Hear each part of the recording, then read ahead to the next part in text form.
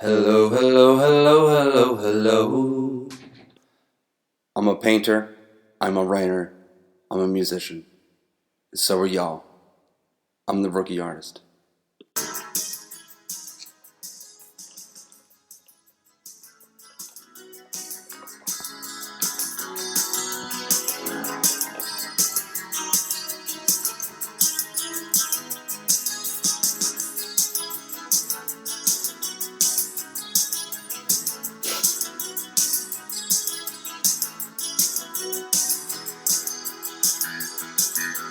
I sage to the doorways, there is but one concern.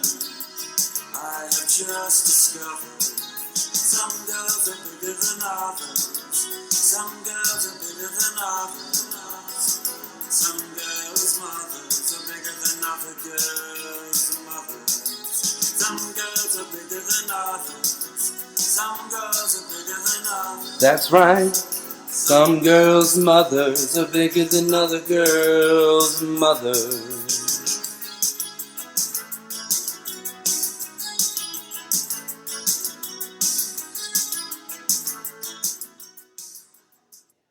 Oh dear God. I love that song so much. I love that song so much. Hey now, this episode is dedicated to all those big girls who are just a little bit bigger than others. And some girls' mothers who are also just a little bit bigger than other girls' mothers. Oh, this episode is dedicated to all my big, beautiful, proud, sexy women out there. This is not to exclude the skinny ones. Okay? I don't judge based on size of what kind of person you are. I just have a preference. I don't know where that comes from, but I love that song so much, ladies and gentlemen, and all other folk. I'm the rookie artist back at it again. I'm recording this on the 14th because I'm checking up on you early. You thought I wasn't going to check up on you on the 15th. I'm coming at you when checks will come to you, okay? It could be mailed on the 1st, and you can get it on the 4th, or I could sneak up on you early and surprise you on the 14th. This is for y'all. So, first things first, right out the box, I just want to say, if you hear me sniffling, or if I sneeze, or if I cough, it's late December, mid-December really, and in the Northeast, it's cold, and then it's warm, and then it snows, and then it rains for 3 days. I mean, it's just what it is, man. It's just what it is. And so, but I'm still coming at you. I'm checking up on you. I'm the ghost of Christmas past. Ha! Merry Christmas, Happy Hanukkah, which is day 2, I believe. By the 15th, it'll be day 3 of Hanukkah.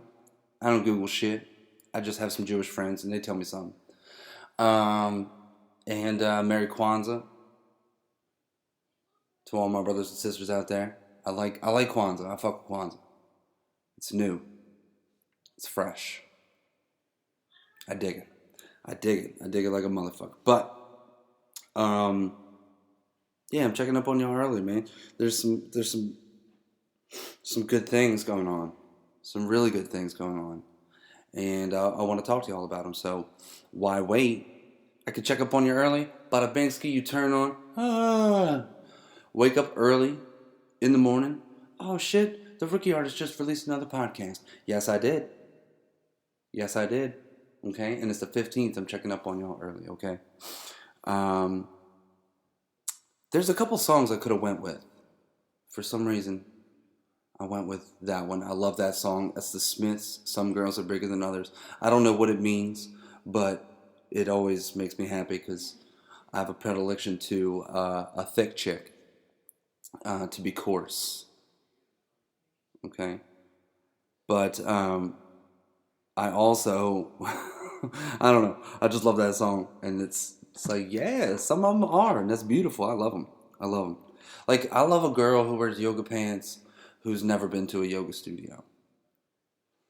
You know what I'm saying? I love a girl who wears yoga pants at work. Why are you wearing yoga pants out and about? Those are comfy home pants. If you have an ass for them, wear those fleece pajama bottoms. But if you don't have an ass and they're just like saggy, stay home. I'm not objectifying you, but if you're not going to show some and be comfortable, I mean, just wear yoga pants. I get it. But those are the kind of chicks that you be out in public. Wow, look at that room. I like it. I like it. I like the yoga pants trend. Speaking of yoga pants, like I could have went with Queen's Fat Bottom Girls, but I didn't. I love that song too. She was such a naughty nanny. Fucking Queen rocks, bro. I fucking love Queen. Queen and The Doors are two bands that are not rock and roll. They're not vaudeville. They're not jazz. They're not rhythm and blues. There's something else. They're just a great fucking band. And both of them, when I listen to, if I'm stoned and driving, which I don't do, it makes me lose my mind. Their music, both of their music takes me to a different place when I'm driving. And I'm like, oh, what the... It just takes me on a ride. Shout out to Queen. You know. But I chose that song because, in essence, that's very true. Some girls are bigger than others.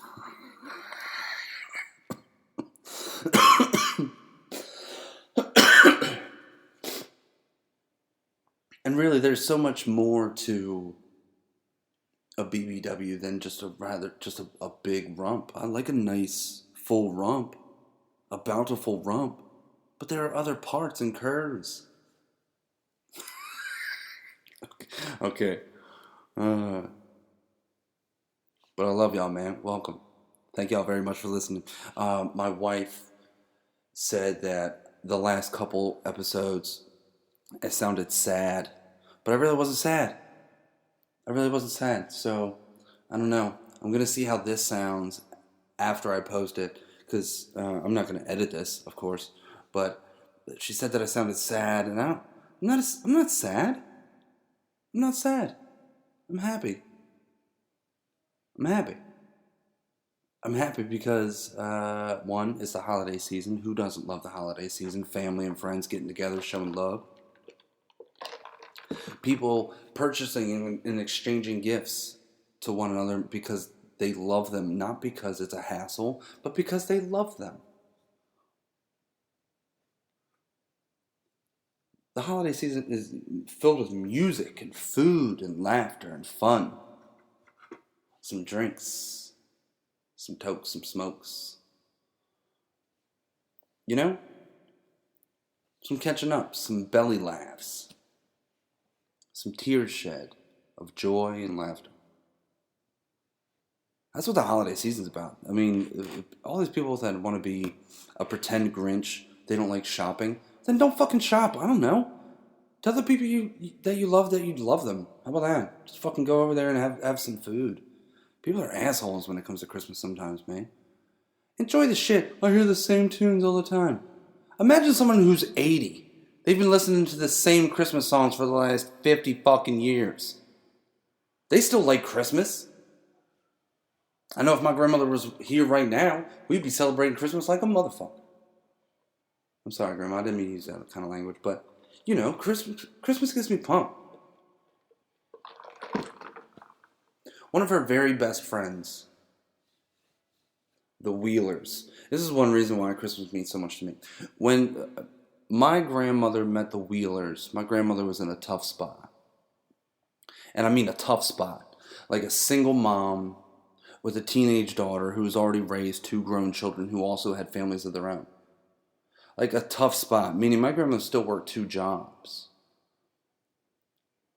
My grandmother's a hustler. My grandmother's like the truest person. Truest Christian, at least I'll say that I know. The most humble, yet proud woman that I know. When anybody brings up anything about women, I immediately judge them against the measure of my grandmother. My grandmother Ruth is the litmus test for all women. My grandmother taught me how to respect women. Talk to them. Listen to them. Be strong for them, but support them. Be by their side. Don't push them, but don't drag them. Maybe I should have said that the other way around. But either way. You don't want to drag them either. Don't drag them. But also don't push them. Meaning, you know what I'm saying. I'm just being a silly goose. But don't force in either direction. Don't push. Don't pull. She met this family, the Wheelers. I can't remember what age I remember her meeting them, but maybe it was about 8.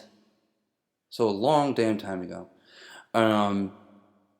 And she met them through this church that her and my aunt would go to on Sundays. And eventually I would go to that church too. It was a Baptist church. On the right before you cross over the bridge to go to the eastern shore of Maryland, Anne Arundel County. It was this Baptist church. I remember the pastor very well, made things entertaining. When you're a kid, you want to be entertained. The Lord is the Lord, but you don't understand the gravitas of what the Lord is. You know? And I remember the choir very well. I remember being excited to see what hymns they would sing. And if anybody's been to at least like a Baptist church that I know of, I think a Methodist church might have had them. I've been to a Methodist church. I've been to one of those weird Christian, like, oh, everybody's Christian. This is okay as long as you're here. You can wear jeans. But show up for God. Show up for God. Okay? Put some khakis on at least and some clean shoes. If you don't have any clean shoes, on Friday night, wash your shoes. That way by Sunday morning you can have clean shoes. Show up for God, man. Just saying. Like you're going to his house. He's not your best friend. He's God. He's God. Okay? You don't just show up to your best. Oh, by the way, Brother Mike and Brother Dave, I love them tremendously. I would never show up there in my pajamas, in flip-flops. I love them that much that I'll put on a pair of pants and some shoes. I've been to those too, and I think that they have like where you guide the hymns. And I was always excited to see the hymns, especially in that church though. It was very small. I just went back into that. I'm sorry, I snapped out of it, people. But I love this church, and my grandmother met these people there called the Wheelers. It was a son, Stephen, his father, Clinton, and they had other siblings. Well, Stephen had other siblings, and I don't quite remember the matriarch. I don't believe I've met her. I really don't. If I did, I was very young and it was very brief. But I know them. And here's what made so many Christmases, because like I said, when we met them, they were good, kind, beautiful people who accepted us because they accepted my grandmother. And my grandmother brought a big family to them. But here's what's made so many Christmases for me. Was that when the Wheelers would have a party, like a Christmas party, they had the Saturday before Christmas every year. And it was a Wheeler open house. And This Wheeler open house would be filled with so many kind and wonderful and beautiful people who all brought food that was amazing. Neighborhood people, church people, friends of friends and friends of friends. People who walked by who saw there was a gathering. And if people are outside having a cigarette or just shooting a breeze in the cold December afternoon, dude, we'd be like, hey, yo, what are you doing? Where are you going? You want to come inside? You want some food? You want some drink? You want some cider? You want anything? Oh, all right then. Cool, come on in. Especially, so the patriarch Clinton, some people call him uncle. He's more of a grandfather to me. He's more of a grandfather than both of my grandfathers were.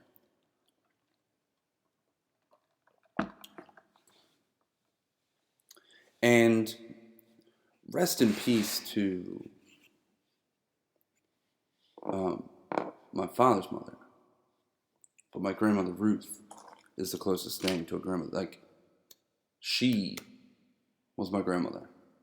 And right number 2 was Maddie. I don't know. Ruth and I connected. Maddie and I had fun together. But Ruth and I connected.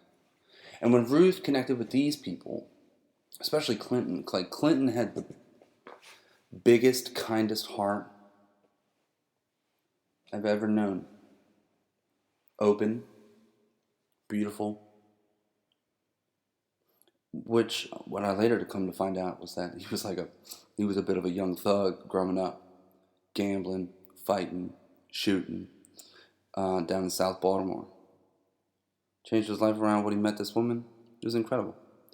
But Stephen, his youngest son, dude, this guy loves Christmas as much as I do, and I love him for that. Like, he would build this Christmas train garden in his basement. And he would just, every year it'd be different. This little garden of people doing tasks and shit. Like, it was one of those things, like, if you go into a trains, like a toy train store, or if you see those things in the mall or certain restaurants, that's exactly what it was. Beautiful little Christmas garden, packed to the max with Christmas ornaments that all seemingly fit together. It was like the God of Christmas. The universe, like, so when the universe started, like, exploded and became so far what it is right now, that gives me the ability to talk to you. Christmas started in this place right here. I'm not saying that Jesus was born there, but Christmas started in this place right here. I swear to God. But it's because of that. We would go over there on Christmas morning and exchange gifts a week later, and it was so nice. I love Christmas, man. I love Christmas. Christmas is awesome. I'm not saying that Hanukkah's not dope. I've never been a part of Hanukkah or Kwanzaa. But I'm saying, if y'all have half as much fun with Hanukkah and Kwanzaa as I have with Christmas, then that's amazing. It has nothing to do to me. Nothing to do. That's whatever. You can get caught in the story and fine. But what I mean is, Christmas doesn't hold the birth of Christ as a priority to me. That's not the main part of it. The part is that we get together and we forget the last 11 months, 5 days, and we say, you know what? I love you. But what's weird is that some people like to take advantage of Christmas. And I don't like that. Like, how about that little boy being bullied? I don't know. I try not to pay attention to, like, weird shit that goes on around me. But if I see a picture, say I'm scrolling through Instagram, and I see a picture, like a meme, like the same meme, like 4 times in a row, I'm like, what the fuck? What is this picture about? So I looked at this boy's picture, and then I heard about the comments, so I listened to the video, and it's sad. Sure, the video is sad. Who hasn't cried to their mom like, yo, these people are fucking mean? And they hate me for this reason whatsoever, and it's just not fair, and I'm cool. And who hasn't cried to their mom like that? First of all, what asshole mom records that? What are you going to take it back to the school? Oh, my little Tim, he was bullied, and this is how they made him feel. Or are you going to post it like you did? You're going to post your son's crying like a weak moment? Put your fucking phone down, hug your kid. It's not that serious. Put your phone down and hug your kid. That's problem number one that I found with the video right there. Put your phone down. Talk to your kid. What is that supposed to make me feel? Is that supposed to make me feel sorry for the boy? As if I don't remember being bullied, harassed, even as an adult. Like people don't get bullied even as adults. It's not fair that kids get bullied, but meanwhile, my boss Eric is a fucking asshole. Constantly wants to micromanage me and have his hand up my ass. That's okay? No, it's not okay. Don't give kids a pass. But what I mean is, my mother even had a video camera, still never put it in my face and said, "Tell me about the saddest moment of your day." That's retarded. That's fucking retarded. The kid's not retarded. The fact that the kid feels that way isn't retarded. That's sad. It's a sad moment in your life. But that's it's a wake-up call. If he realizes enough that what those people are saying to him and how they're treating him is this traumatizing, if he realizes the weight of that, then he realizes the weight that he can do something about that, or that he can find a way around that. He has that ability. But then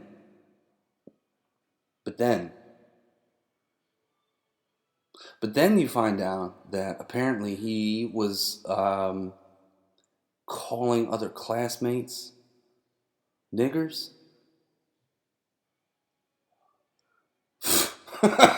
First of all, you're how old? What do you know anything about that of? Oh, that's right. One time, here's how I know that kids say weird shit, but they get it from their parents. And this has nothing to do with race, so give me a second. When I was waiting tables, I think I was 1920. When I was waiting tables. I was like 1920, and I was in this restaurant. And I had this table, it was Friday night, and I had this table of 5, and there was a mom and dad, obviously. Well, that doesn't have to be obvious, but it was a mom and dad and 3 kids. That's what I meant by obviously. Obviously, the 3 kids weren't by themselves, but here nor there. What I mean is, I go to talk to the eldest one, and we start talking and having a seemingly decent conversation. He's obviously the smart one of the group and wants to tell people he's smart, but then again, he's 9. He doesn't know shit. He knows that he's excited to tell you his knowledge, and that's cool. So this kid asked me, after he tells me where he wants to go to college, he asked me where I'm going to college. I said, well, right now I'm not going to college. He's like, oh, that must be why you're waiting tables, because you're not smart enough to get into college. One of my best moments in the restaurant business. A 9-year-old kid told me that I was too dumb to get into college. And I was like, this little motherfucker right here. I wanted to stab him. I wanted to stab him in the heart. Because one, obviously it's not fucking true. But his mom acted so embarrassed. But, bitch, you told him that. Don't be embarrassed of your thoughts. Be proud of your thoughts. And if you're not proud of your thoughts, then what the fuck are you doing thinking them in the first place? What are you thinking of in the first place?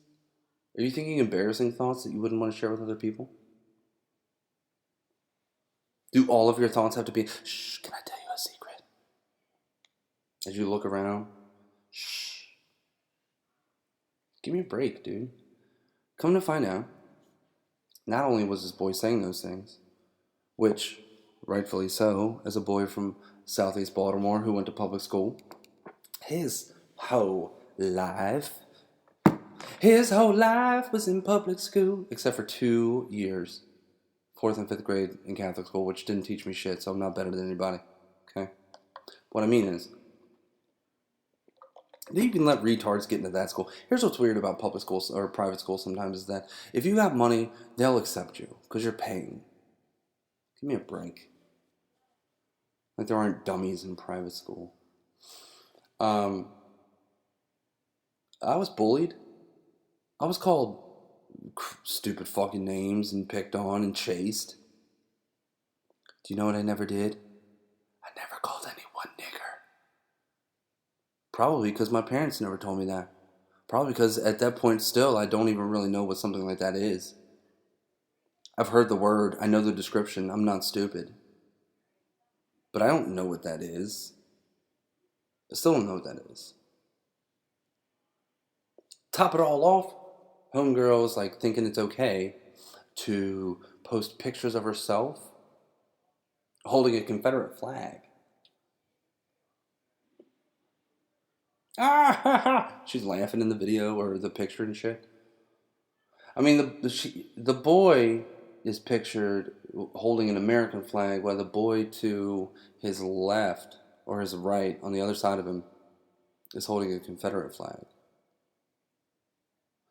Meanwhile, this is going on in the great state of Alabama, the home of the great Forrest Gump. But what I mean is, I fucking love Forrest Gump, by the way. It's like the 8th greatest movie in American history. And I'm only giving it top 8 in the top 10 only because I don't have like a firm list. And I don't want to put it in the top 5 just yet, but it's a fucking great movie. So you're not surprised when the lady has certain thoughts and a Confederate flag, because certain parts in certain places like to hold on to things for whatever reason. I'm not here to talk about that reason. That's not important to me. If you want to show me how ignorant and rude you are, how unconcerned of other people you are, how unaware of yourself you are, if you want to show me that, that's cool. Because I will then make a sharp left and haul ass somewhere else, far away from you. Please show me as often as you can what kind of person you are, because I'm paying attention. But the more that you pay attention to other people, the more that you'll pay attention to yourself, because you'll find qualities in other people that you find in yourself, and then therefore you might want to make a change. It seems to happen that way, at least for me, because I take a chance and I look deep. The weed doesn't hurt. But it's medicine, I promise. This truly is. Another story for another day. So the boy gets picked on, the boy gets retaliated towards by using the obvious, because, like, say, for example, I think he has like something wrong with his nose. He has a big nose, he has a deep voice already, it's very nasally. They probably made fun of him for that. He talks kind of funny for an 8-year-old boy. But that's obvious, because every time you say something, you're going to sound funny. But he made fun of somebody and actually was very harmful with his words against another person or group of people because of something obvious that he saw. Because, like I said, he doesn't know the weight of what he is saying. He just knows what he hears and what he's taught. I mean, are you serious, dude? People want to... I don't know. This is one thing that makes me believe, because parts of this story were released... This story was released in parts. I'm not saying it was planned to put out those parts, but there was some digging after certain things came up. Does it? And then to find out that he has a GoFundMe page. First of all, GoFundMe doesn't do anything for bullying. GoFundMe. Please contribute to my campaign to stop being bullied. What's your campaign? Come to find out, she just wanted the money for Christmas gifts because her son was bullied. Because of what she taught him.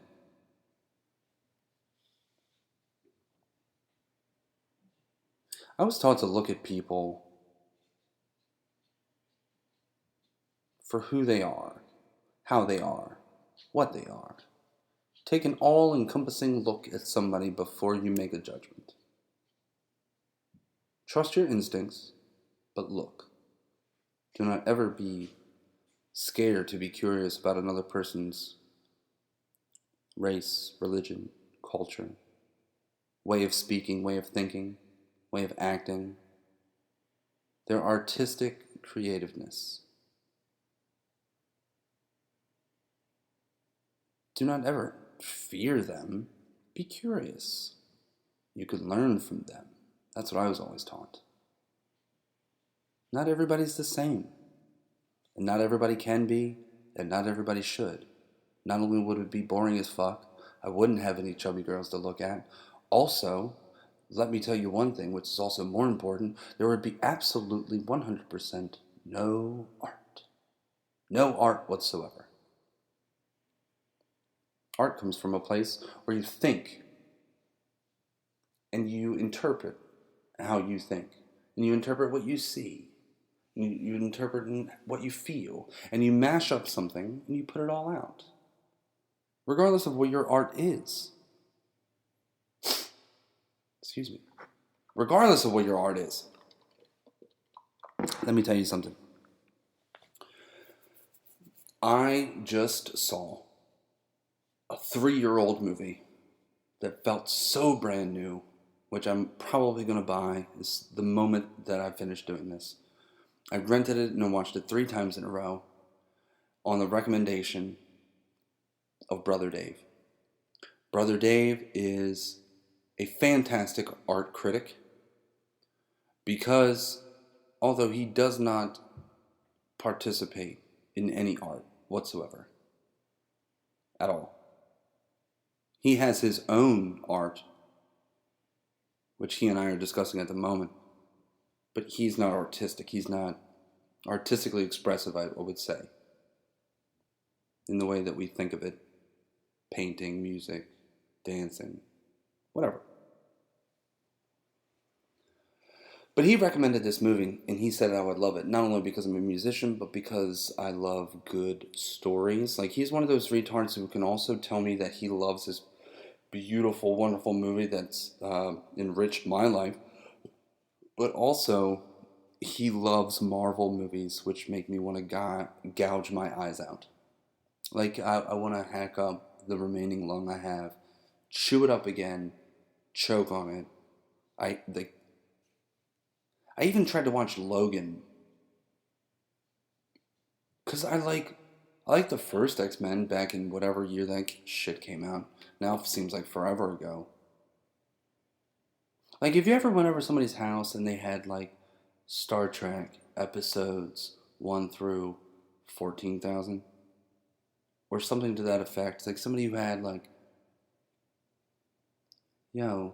I have every clipping of Michael Jordan's name in every newspaper of all time. Like, one of those kind of crazy fanatic fans. And you're just amazed, like, what the fuck have you been doing with your time? I don't know how I started rambling on about that, but what I mean is, there's this movie that you have to see. Everybody has to see. Everybody won't, so don't worry. I know I'm reaching, but the farther you reach, the more people you get. So everybody has to fucking see this movie. It's called Whiplash. 2 main characters. One's a teacher. Seems like PK Smithers or Simmons. PK Simmons, I think it is. Smithers. PK Simmons.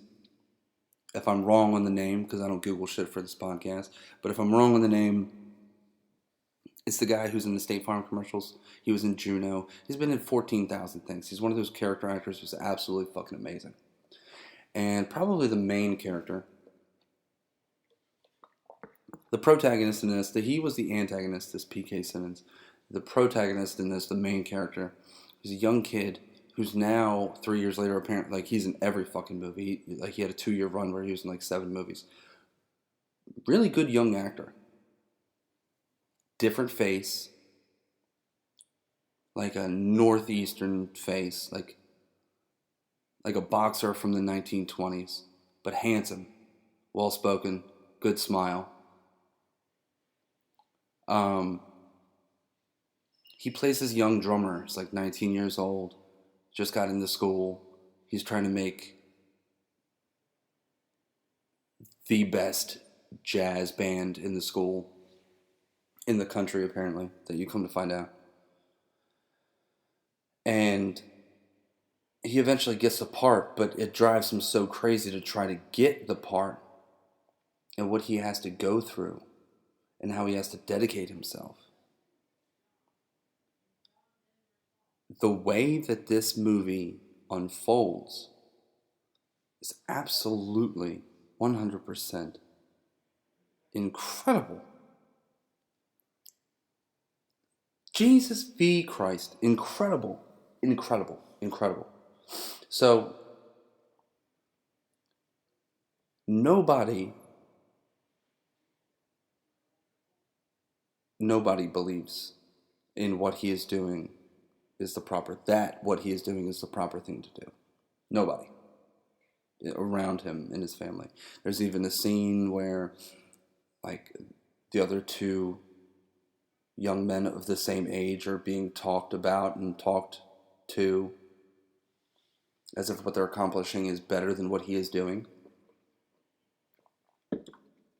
because of the immediate success and reward that what they have been striving for and have achieved is there. But what he is after is a more long-term goal. He even gets into this relationship, like he has a serious crush on this girl, gets into a relationship with her, and then a couple weeks later sits her down and says, like, some of the harshest but yet most honest words that every artist has come to think in their life when involved with someone. Especially, you hardly ever hear of somebody so young, so inexperienced in time, to sit someone down and say, excuse me, to sit someone down and say, I like you, and you like me, and this is nice, but I need time to do with what I'm doing, and we won't be able to see each other that often. And you'll come to resent the fact that we won't see each other that often. And in order to be one of the greats, I need time. And I don't want you to feel that way towards me. And the girl said, is so taken aback. But every artist, whether it's girl or boy, man or woman, whomever the person is speaking to, we all have had that moment in time. It lucked out for me, and actually it's helped me that I didn't say that. I actually said the opposite. But we have all thought that, hey, I need time to practice. I need time to play. I need time to paint and write. I need time alone. I need time to practice and perfect my craft. Whatever it is, yoga even.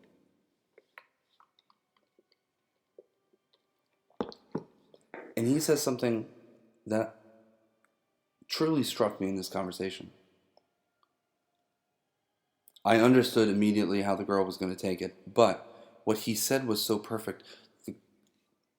The girl said, and you think that I don't think you're great already? He said, I don't want to be great. I want to be one of the greats. One of the greats. He doesn't want to paint like Cezanne. He wants to be better than Cezanne. He wants to be equal to Cezanne, to Van Gogh, to Picasso, to Basquiat. He wants to be as good as Buddy Rich, Elvin Jones, and Joe Jones, and John Bonham. He wants to be magical. And it takes time to do that. Dedication and heartbreak and hardship. And you'll have thoughts of wanting to quit. You don't ever quit. There's no quit. There's no quit. You don't quit. You quit when you're dead. That's how you quit. If you stop doing something, then that's on you. But you don't quit. You don't ever quit.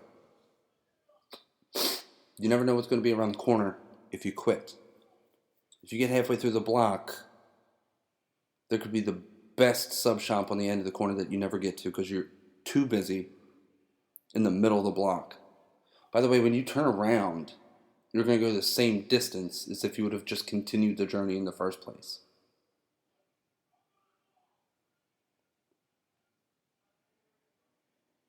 This movie is psychological, like mind fuck. Like his dedication was intense to his craft. Like, I have to warn you though. I have to warn you, as an enormous jazz guy.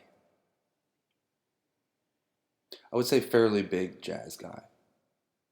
Jazz is probably the most listened to music, probably my favorite music, but like I don't know truly the deepest history of it yet. If you ever do, but you know what I'm saying. I'm not an expert in any way. They did fuck up the Charlie Parker story. There is a famous story where Charlie Parker was on stage. The famous saxophonist.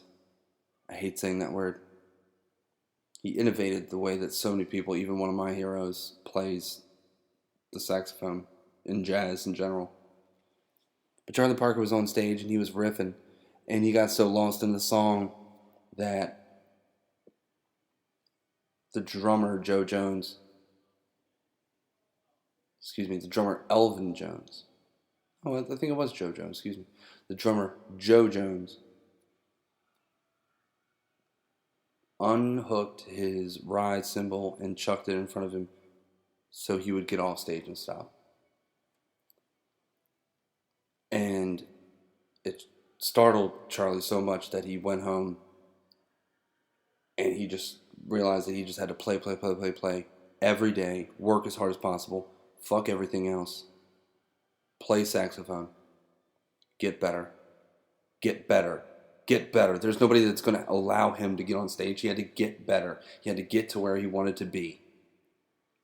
He had to force himself to get to where he wanted to be. Sure, he was doing heroin. Sure, he was drinking himself crazy. Yes, he died early. Sure, who doesn't? When they do that. But you're not Charlie fucking Parker. So don't try to be Charlie Parker, because that'd be a waste of time. But the important part is that although he was embarrassed on stage because he went a little awry, he didn't stop. He continued on. He forged on to do exactly what he was supposed to do. And it's become Charlie Parker. But they fucked up the story in the movie, and they said the whole basis for the teacher being as harsh as he was because Charlie Parker was almost decapitated by Joe Jones, which isn't true. He didn't chuck the ride cymbal at him, which Would have hurt somebody if he chucked it hard enough at him to get decapitated. But other than that, it's a fucking phenomenal movie. Seriously, one of my favorite movies I've ever seen. I watched it 3 times in a row, and not only am I usually one who's good for that, but I can watch a movie 2-3 times in a row and find different shit in it. But not only was it a musical movie, the music's good in it too. But the story's good, the acting is phenomenal. And the story is great. The acting is phenomenal. And that made me really think deeply about my hero, John Coltrane. One of them. John Coltrane. John Coltrane. I have the Father, Son, Holy Spirit when it comes to music.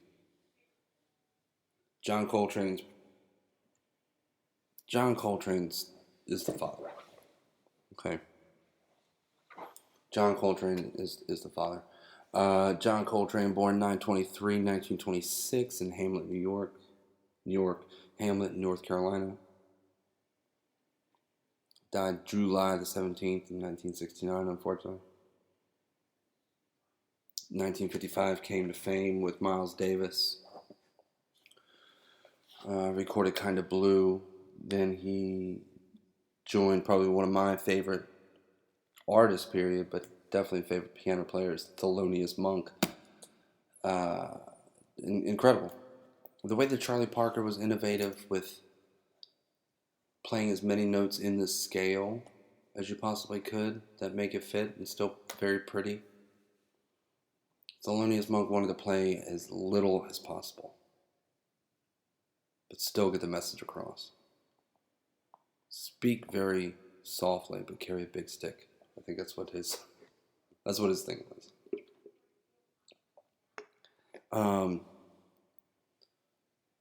John Coltrane also released one of my favorite albums of all time, and that's A Love Supreme. The first song, it's in 4 parts. The emotional roller coaster is incredible. The feelings of joy and sorrow and pain and sadness and happiness at the same, all within a 45-minute time period, is incredible to me. I love this album. And A Love Supreme. What a great title. It seems very, very reaching. A Love Supreme. Supreme. The love. You know?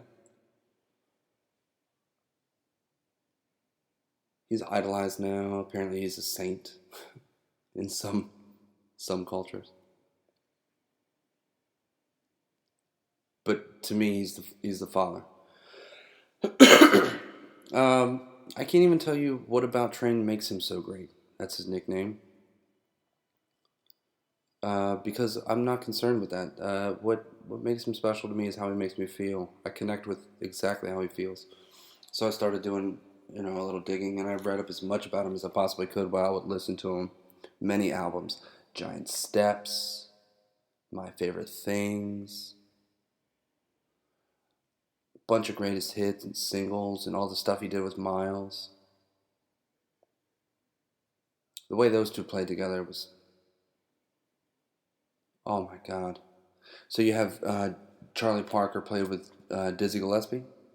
Those two are credited for starting bebop, along with Thelonious Monk.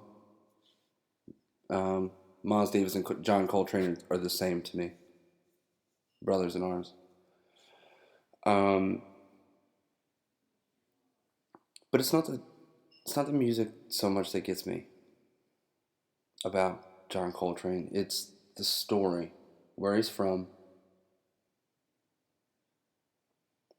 in the Mid-South, right near the North Carolina-South Carolina border. Born in 26.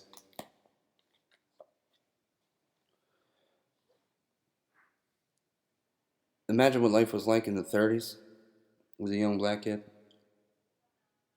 I've lived, and that's not too far from Charlotte.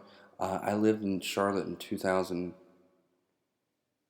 2005 to 2009, 2010, 2006 to 2010. And let me tell you,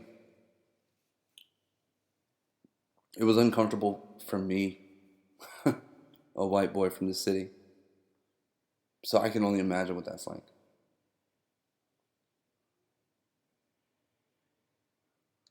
Then to move to Philadelphia, then to get famous, essentially, even outside of jazz circles, but famous because of playing with Miles Davis and how well you play and how you two connect. He also got extremely addicted to heroin and alcohol. Had a very poor diet, but he healed himself. And that album, A Love Supreme, is dedicated towards healing yourself. It's probably a big reason why I love it so much. Because there's always time for redemption until there's no time. So until you have no time, you have time. So do what you have to do right now, because tomorrow could be completely different based on what you're doing right now. Completely different. You could record A Love Supreme. You really could. You know? The same way that, like, Malcolm X, the autobiography of Malcolm X. Now, excuse me, there are many people who say that Alex Haley fabricated some of the story and some of it was a little bogus. But it's where Malcolm started to where he ended up. It's the overarching. It is the all-encompassing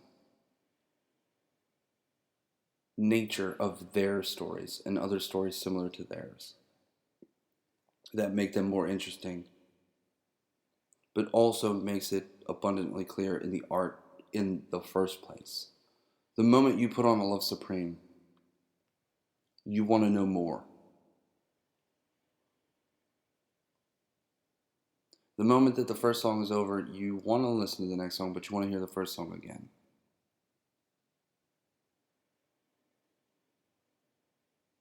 I have probably listened to this album more times than almost any other album. And to be honest, John Coltrane is a part of the second probably most listened to album of my life, and that's Miles Davis' Kinda Blue. John Coltrane's music lives inside me. But I think it already did. It already did before I found his music.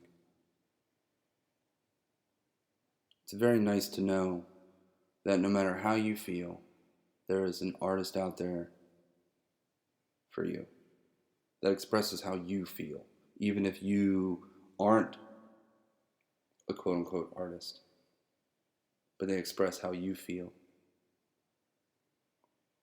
It's powerful. You have to be open to that.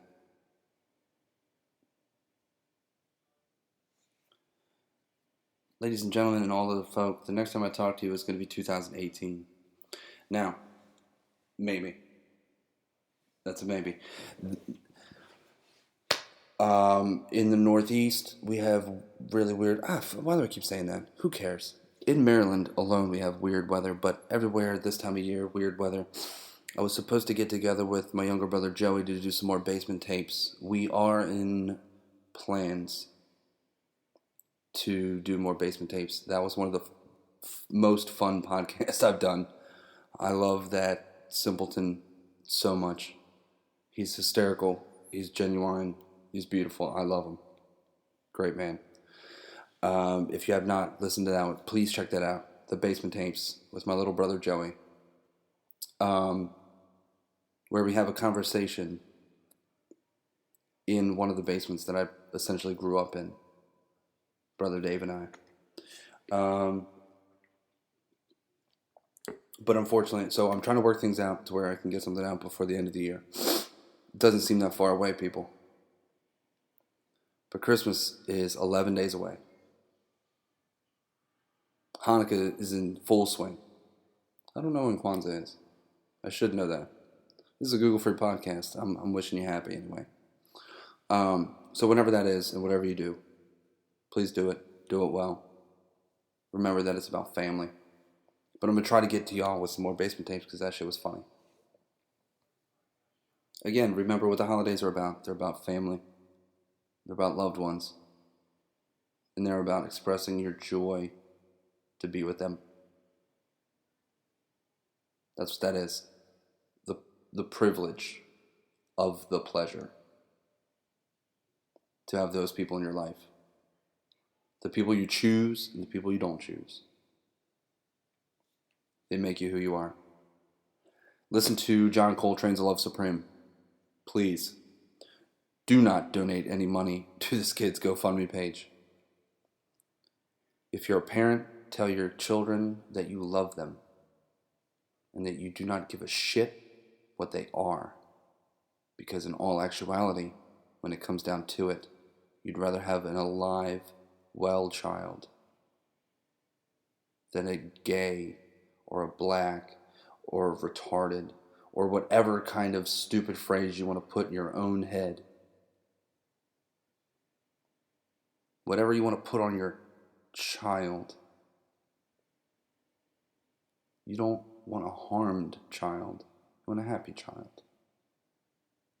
You want a well child.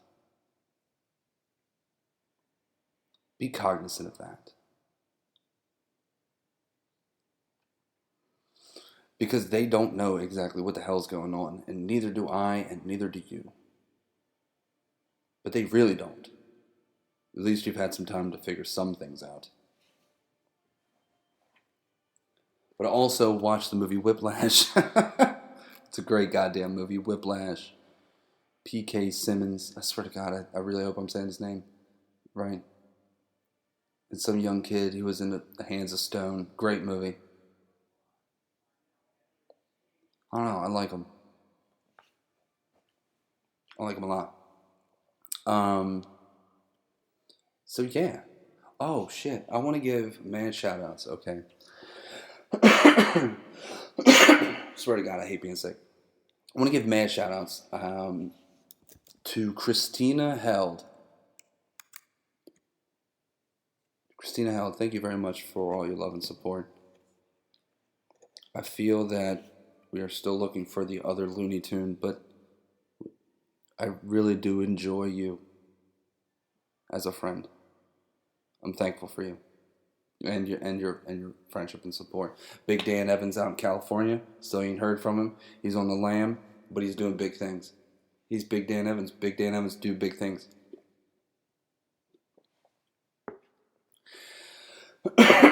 That's the truth. My boy Young Jack Sessler, you better come home for the holidays. Come see me soon, but college is wrapping up, so it's all good.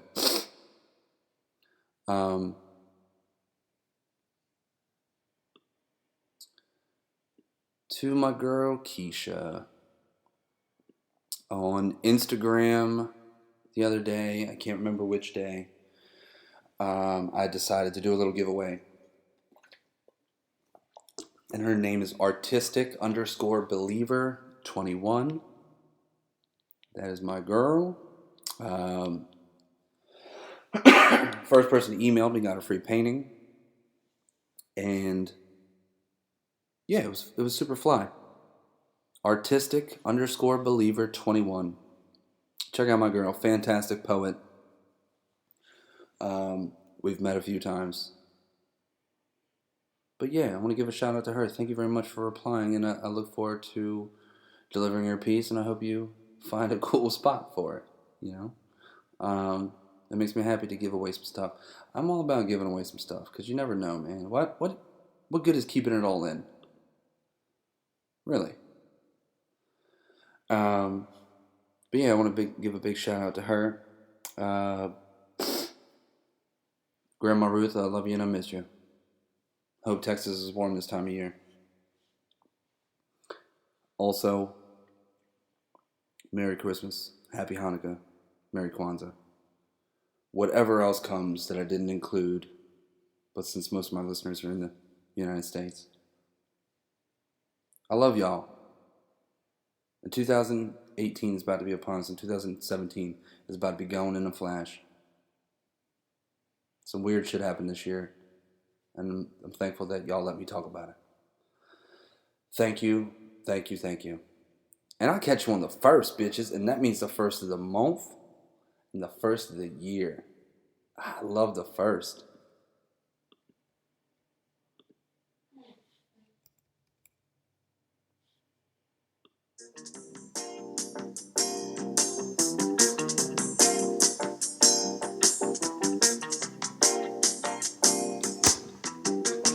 Ever feel kinda down and out, you don't know just what to do?